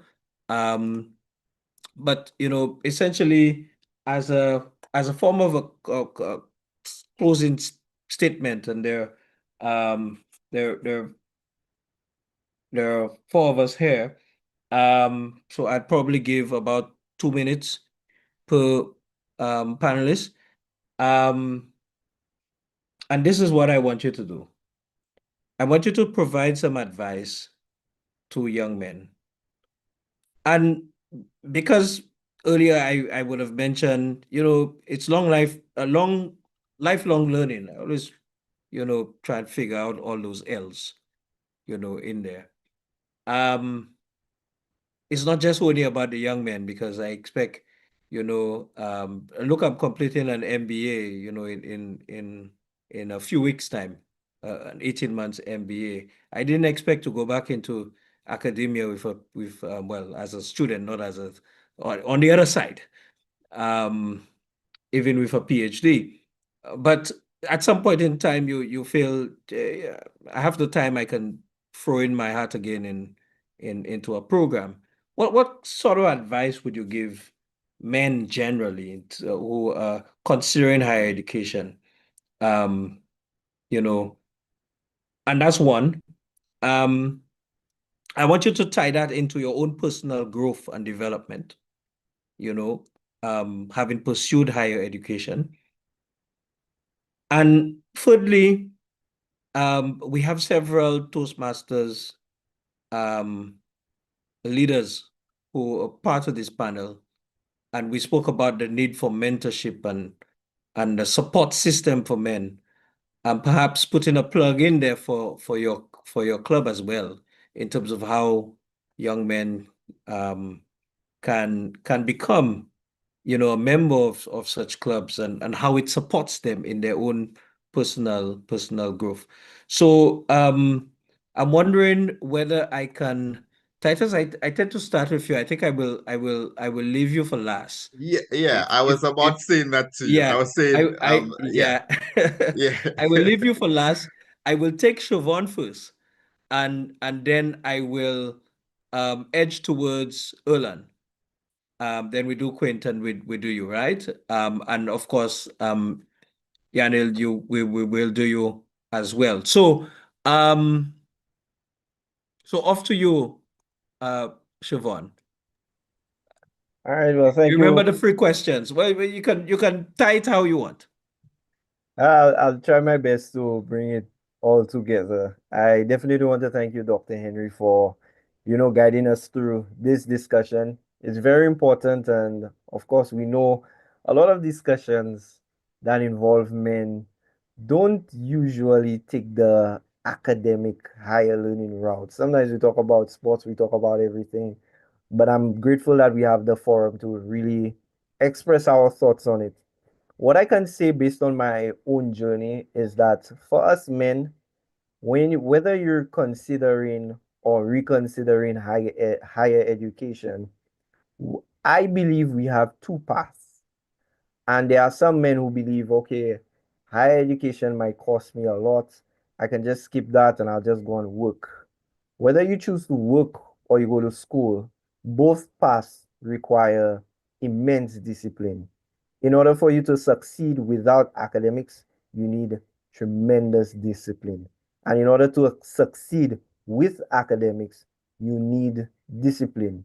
So you must be honest with yourself, especially when you have decided, okay, you want to get qualified, you want those post-nominals, you want that certificate, and you want more opportunities for yourself. Because there are very, very, very, very few men that succeed without qualifications. Qualifications brings opportunities, and we must never forget that. We've become too relaxed as a society, thinking that we know someone who can hook us up. And let's be honest, things fail. Relationships fail. Relationships with your connection, they may fail. And your ambitions of going into one field may change the more you discover yourself. I would take myself, for example. I remember when I first applied to the university, I wanted to do a BSc in psychology because I believe that, I had that temperament that psychology would intrigue me. But as I got to know myself, I realized psychology was not the best choice. And now I'm into international management, which is more of my field. So even at a mature age, you still get to know things about yourself. So never put your knowledge of yourself on the back burner, thinking you have it all figured out. You have to jump into educating yourself one way or the other, and you must have discipline. The other thing too is that even on the idea of role models, we look at the classroom, the school, and the academic setting, and it's dominated by females. And then we look at the spaces that are dominated by males, and there's not really that much of a educational discussion. You get that in pubs by the road, the barber shops, sports areas, but there are very few avenues that allow you to see professional men. And one of these avenues is the UWI Global Campus Toastmasters Club. We have professional men here, and the club's structure is not one that is very intimidating. It allows men to come in. We teach each other, so there's no teacher-lecturer setting. It's an area where you grow based on the input of your peers. And I'm sure our members can attest to the difference prior to being a part of our club and also what we experience now. It's okay for us to be evaluated. We find ways to encourage men without breaking them down, because we're in an era where persons are quick to criticize, they're quick to tell you what's wrong, but then how many of these avenues, how many of these people tell you, hey, you did this, however, this is what you can do to make it better. And I think that type of language is very edifying for men. So this is something that we practice in our club, particularly when it comes to our communication and our leadership, because that's what's going to set us apart from the rest of our peers. And we hope that incrementally, as we are 1 year going on 2 years strong, we continue to impact the club environment, the school environment, I would say, in a positive manner. This club has allowed me to connect with great guys like Toastmaster Earl and Toastmaster Yanil and even Toastmaster Dyer. And we've grown to know each other as professional men. And this is something that we need to do. Get ourselves in the spaces where the professional men are so we can be mentors, be mentored, and continue to impact the community positively. So on that note, that is my encouragement to men. Stay disciplined, keep your eyes on the prize, and never give up in improving yourself. Thanks, Siobhan. Quint, your quick statement. What are your thoughts? How do Yes. we advise men? Yes, I would say that first of all, it has to be the mindset. The young men, supposed to have this positive mindset in order to achieve higher education. The school as well has an integral role to play, especially the secondary school has an integral role to play in that as well, and also the homes as well. It starts from the homes, honestly speaking, because we have parents who speak negativity into the children. They have trauma, and all of these things affect the young men in the long run. So we have to look at that aspect as well. As I mentioned, I came from a single parent household, and because of the positive impact that my mother had on me, she encouraged me to pursue higher education. Also, we need to also understand that education provides opportunities. And there's a saying that goes that opportunities only come once in a lifetime. And, by pursuing a higher education, you can be involved in so many things and you can make a positive contribution in society. For instance, I'm pursuing a Bachelor's of Science in Political Science, and I'm part of the St. Lucia Guild. And as a result, I'm able to make positive impact in society and encourage other young persons to ascertain higher education. For instance, one of the programs that the St. Lucia Guild embarked on is that we went to the various schools across St. Lucia, and we disseminated or circulated and said that education is important, and we offered the various programs that the university offered. So we find that education helps you gain opportunities where you can be involved in the community. Also, we need to don't forget that the spiritual aspect is important as well. I think that God is important. I think we mentioned all of these things, but I think putting God first in everything, sets the tone and the pace. And also, I think that the secondary schools, it starts in the secondary schools. That I remember when I went to secondary schools, that the teachers would say that, okay, when you pass your CXC and you reach out to South Liscombe, you're going to get a good job and you go to South Liscombe Community College. We need to teach the students the reality, of life from an early age, so that when they get into the world of work, when they get out there, they'll be prepared. They will have that strong mindset and that positive mindset to tackle challenges. And I think that is very, very important. Yeah, thanks, Quinn. Yeah, the right expectations important. Erland, what say you? 1 minute. Okay, hopefully I can keep it to a minute. I believe my advice for young men considering higher education is to choose to grow. Higher education is not just about earning a degree, it's about expanding who you are and what you can become. So choose to grow. Me personally, higher education broadened my worldview. It has strengthened my confidence and helped me to understand the kind of man that I want to be. And I also believe strongly in how we define masculinity. I think there needs to be a redefinition of how we look at masculinity. Too many young men are still growing up with extremely narrow expectations that they have to be strong, they need to be silent, don't ask for help, figure things out alone. But when you enter higher education, you learn that real strength is being teachable, being open. Real strength is emotional maturity. Real strength is being willing to collaborate, communicate, reflect, and also ask questions. Education forces you into the mindset where you don't just survive, you evolve. which is why I said it's important that they need to choose to grow. And the truth is, men like us who have gone through higher education have a responsibility. I think we have spoken a lot about, there needs to be mentorship, there needs to be different things, but it has to leave us just talking on this panel and actually going out and being the ones who are the mentors, being the ones who are initiating the programs in the community, because we cannot, who else is going to do it?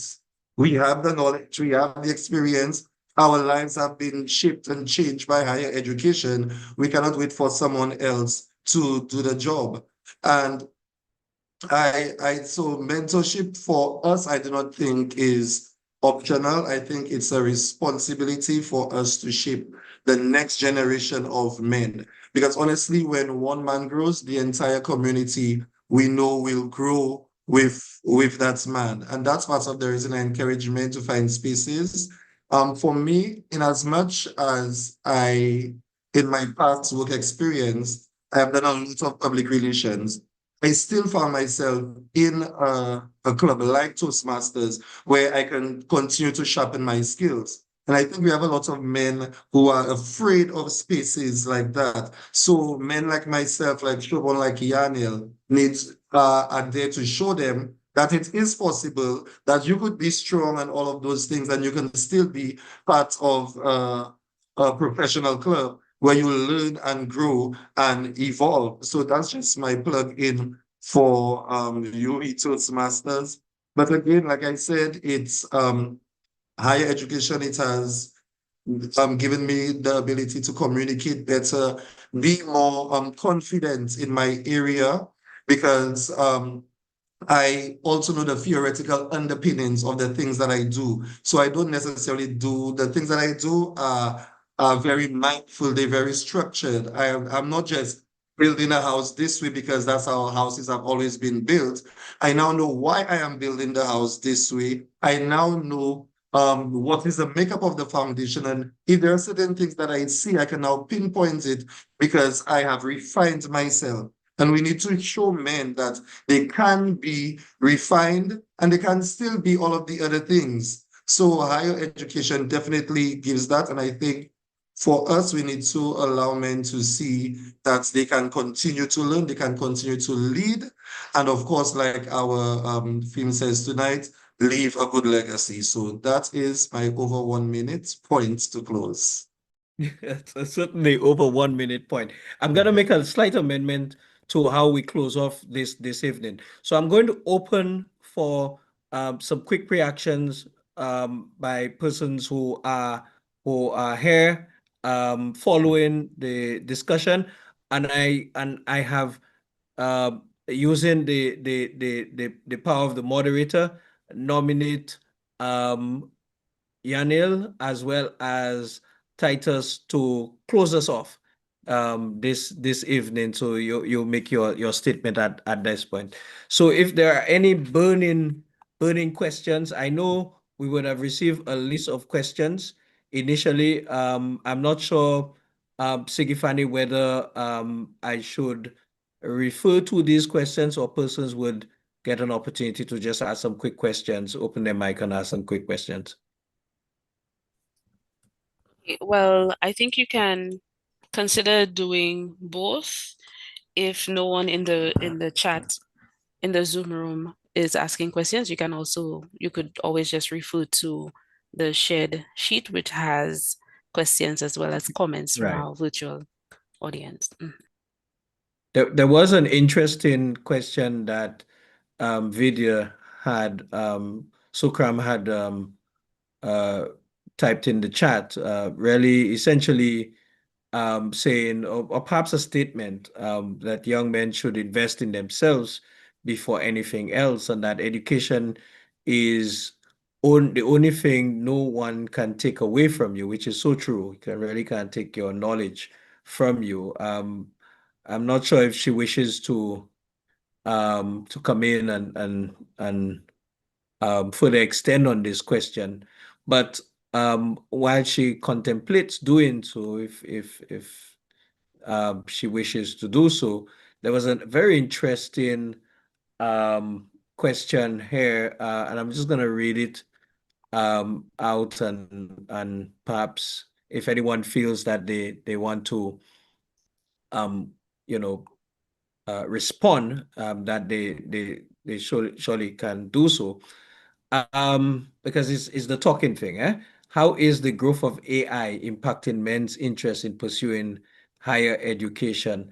When I saw the question, I wondered, I'm not even sure how I would answer that question.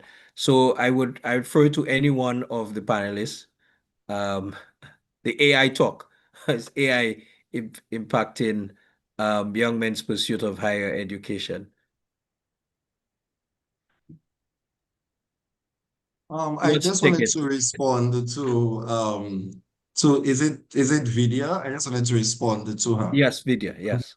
Who mentioned that young men should invest in themselves. While that sounds good, I think it makes an assumption that that our boys have examples, guidance, and direction when you say that they should invest in themselves. The truth is a lot of young men are growing up trying to figure out masculinity, purpose, identity, education, all on their own. So many of them have never seen healthy models of manhood, never had a mentor, as myself and other panelists have mentioned before. And a lot of them don't even know how to navigate school, emotions, relationship, or anything relating to their future. So we are assuming that young men know that they should invest in themselves. But the reality on the ground most times is that they do not even have the slightest clue. So that's why having these discussions will allow us to see, okay, where do we go from here? How do we provide that guidance? How do we begin to give that direction and provide the examples that our young men need so that they could know? No, certainly, and that is so true. The direction that is needed, the building emotional intelligence among our young men and so forth, very, very critical. Any thoughts on the AI question, though?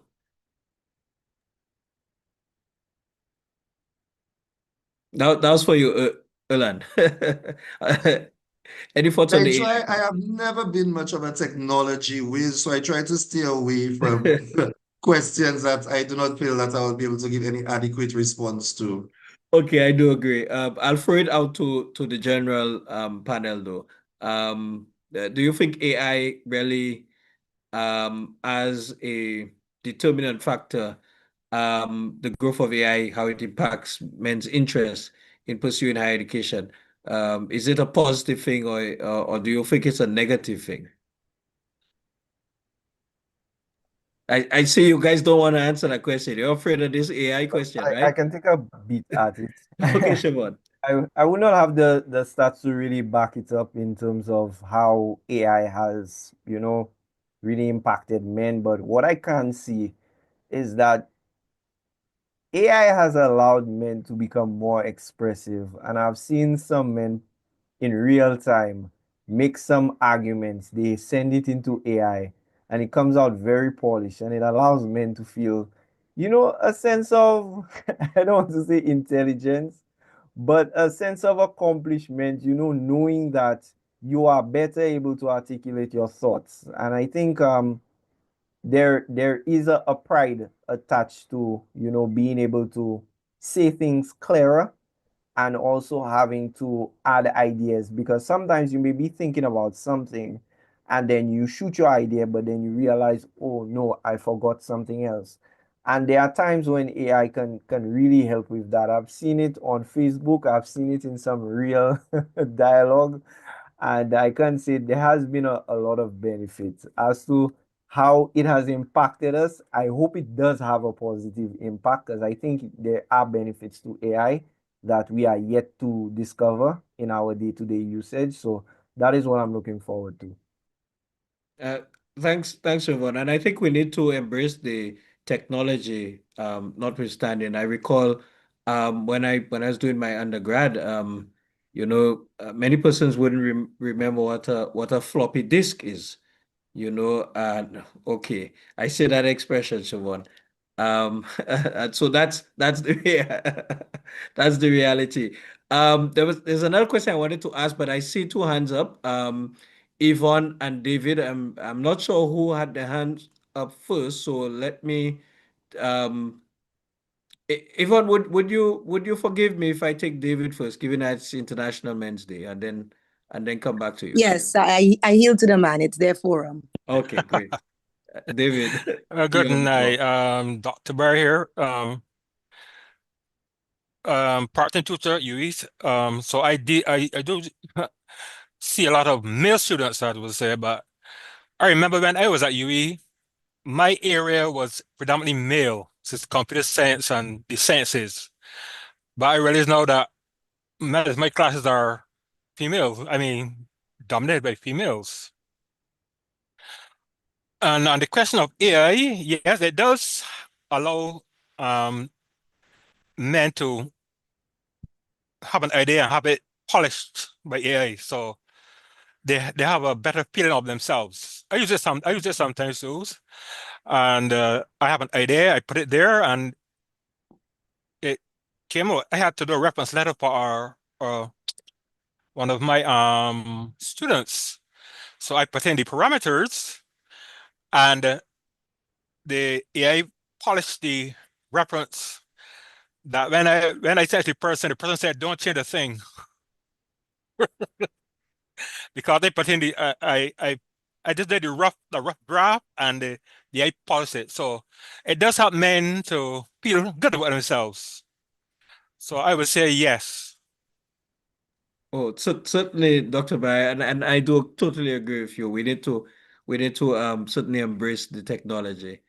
Yvonne, you wanna add something, or perhaps ask your question?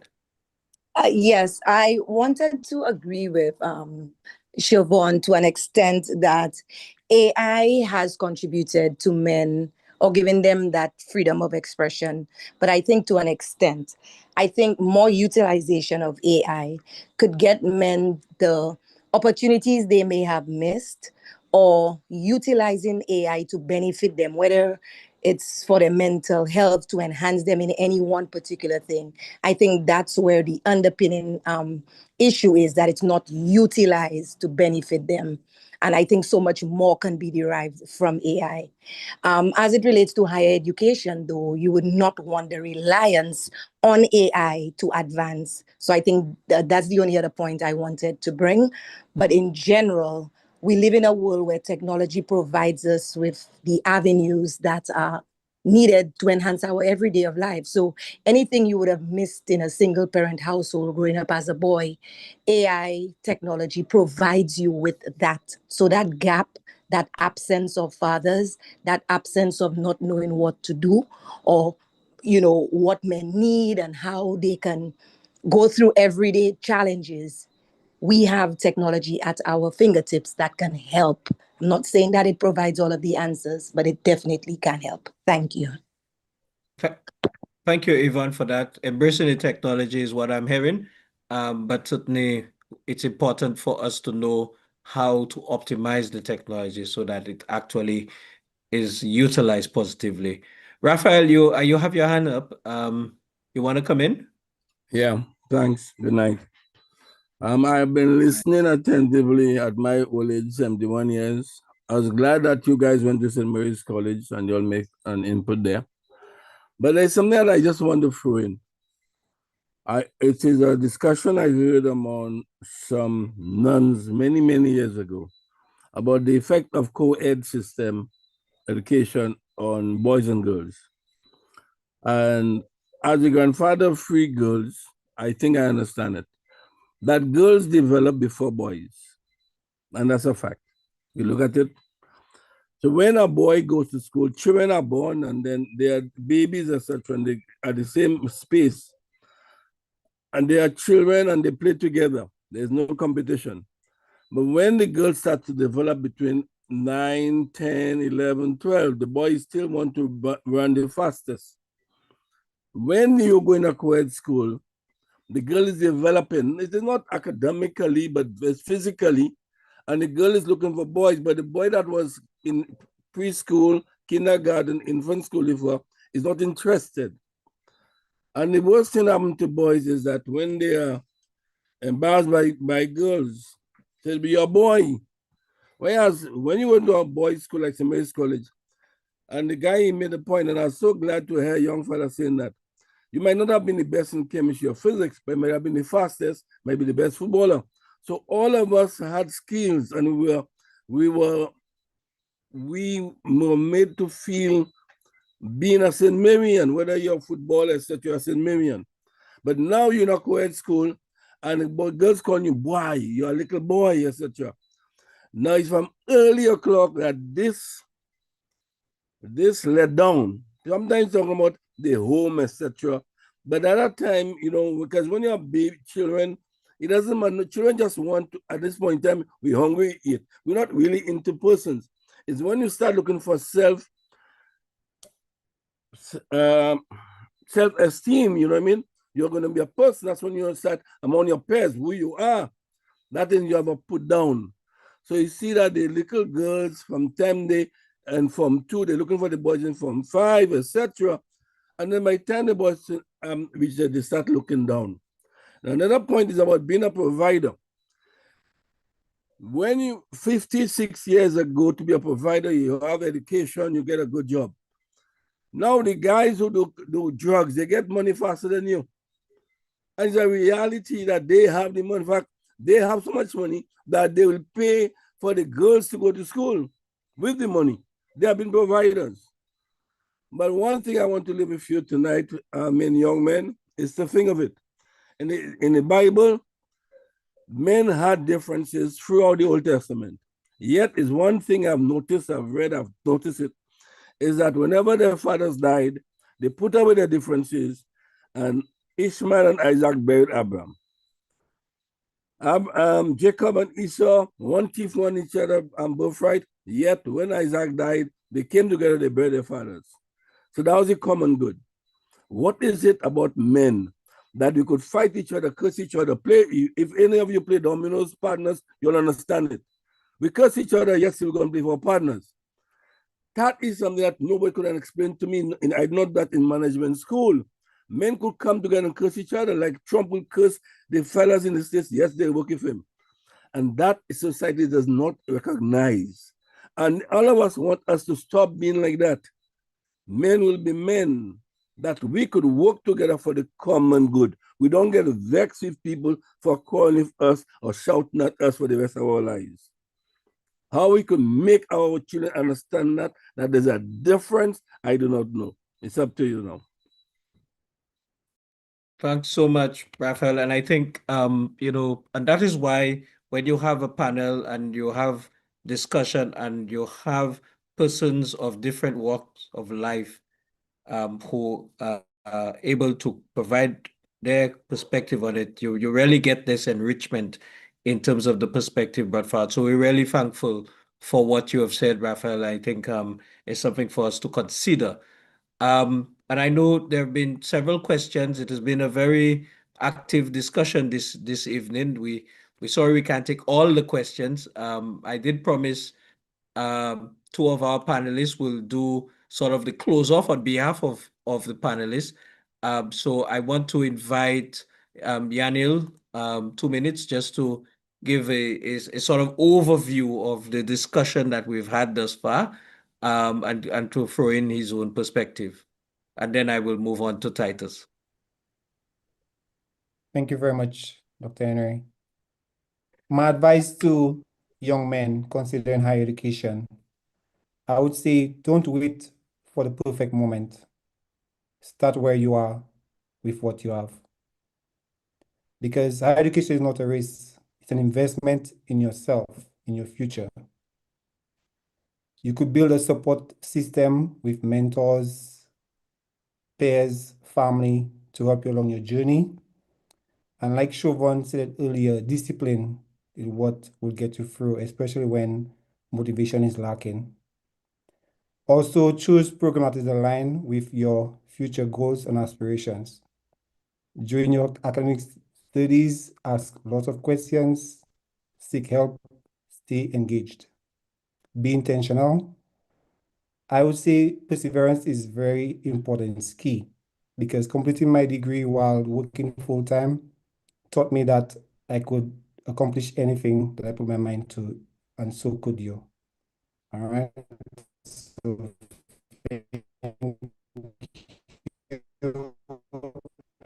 great discussion, guys. I wish we would have more of these going forward.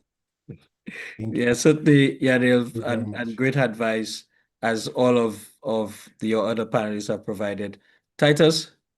Yes. Okay. So before I give my advice and my closing remarks, I would like to address a few pointers here and there. Kudos to us as the panelists on the panel. I would like to really just say big up ourselves, man, as young men, that we were able to come here and have discussions surrounding these key issues that we do not have on a daily or monthly basis.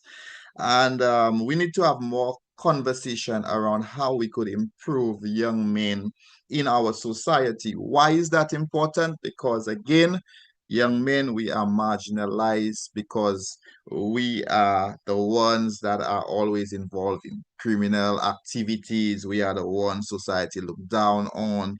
We are the ones at times where we feel so emotionally and mentally drained that we do not know how to express it, and what avenues are there for us to express that. That's one thought. Going back to Raphael, all of us here are not from college. We are not all St. Marians. But we do. I came from Lyoness, and we do have some good products coming out of Lyoness as well. And I believe that's one of the factors that influence young men in terms of being driven. That, I didn't go to a college, or I am not a St. Marian, and I have to prove myself. I have to show that I am worthy more than those men that went to St. Mary's.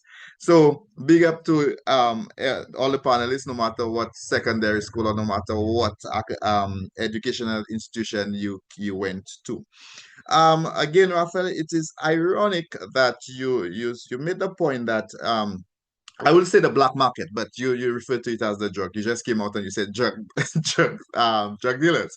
But in the black market, you said that a lot of them do facilitate women funding women's education, which is okay to see, but notwithstanding, there are a lot of men who are not on the black market and who would prefer to pay their ladies or their madam or their whatever you want to call them education over that of theirs, because to them education is seen as this soft thing, and it's better that a lady go ahead and pursue it, and I'll help you finance, I'll support you.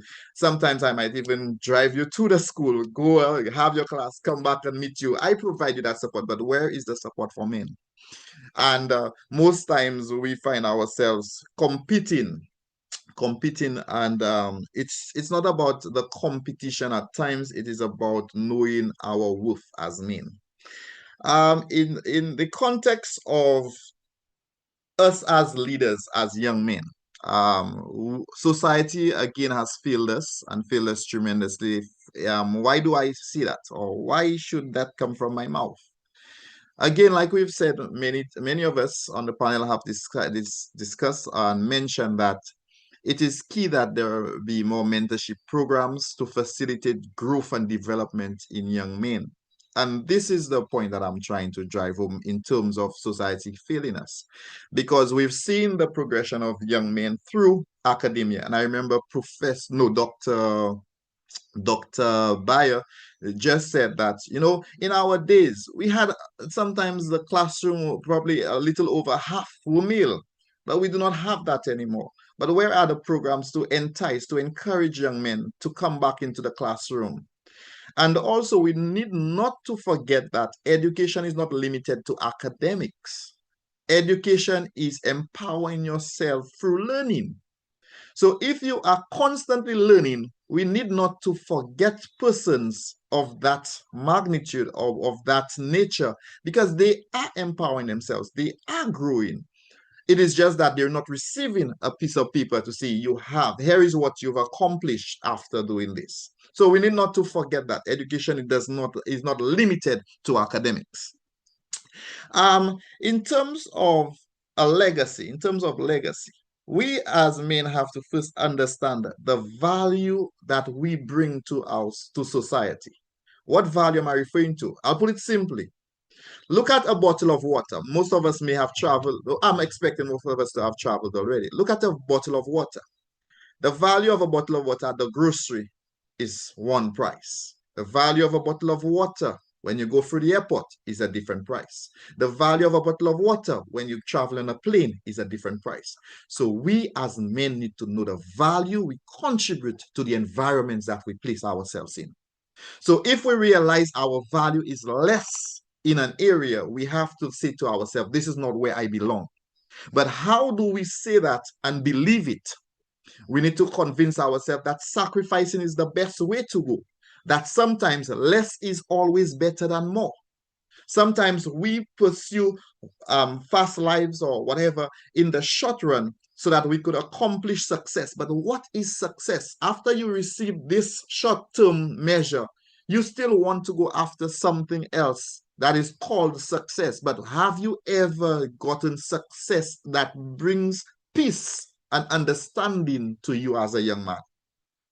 So these are a lot of interesting points that we as young men need to take, and like Erlan and Yanil said, and go out into the community. Continue to empower our fellow young men. Don't push away our young men. Sometimes we go to the grocery, and by just seeing a young man behaving or acting a fool, we can say, hey, young man, can you do this better? This is the way to do it better. And sometimes I go around, I see young men have their pants below their bottom. I'm like, young man, what is this doing there? You understand? So if you want persons to see a boxer, then just wear a boxer and come to the grocery. There is no need to wear pants. So we have to tell ourselves that we can continuously make a difference, whether it be in a classroom, whether it be at work, whether it be in the grocery, whether it be in the church. And that is when we will regain our place in society, and that women will start looking and valuing us a lot more than where we are at right now. And I'm saying this, that is why Black men, we need to be celebrated more. Stop putting us down. Stop casting us aside. Stop saying that, oh, he doesn't know what he's about. Or uplift.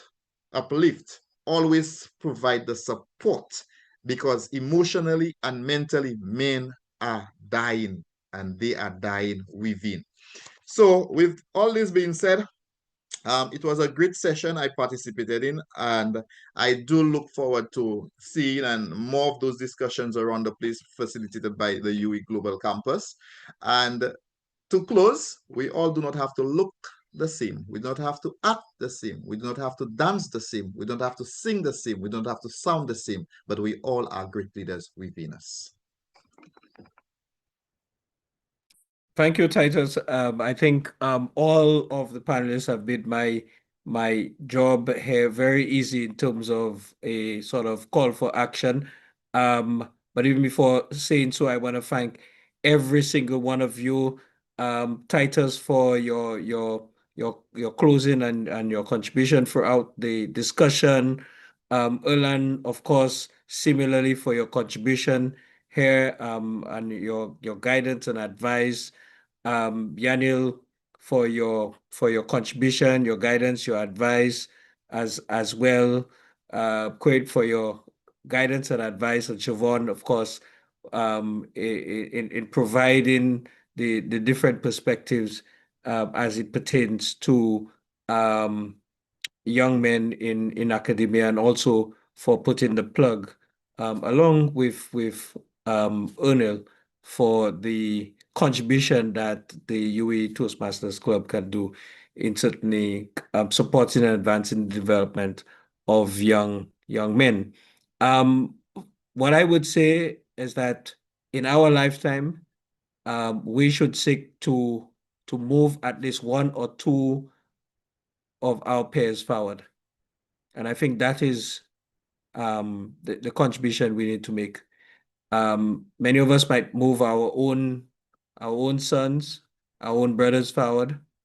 But if we can move a non-family male member forward as well, and you determine what forward is, but certainly moving that person in a direction that in the future they would be in a better position, spiritually, financially, academically.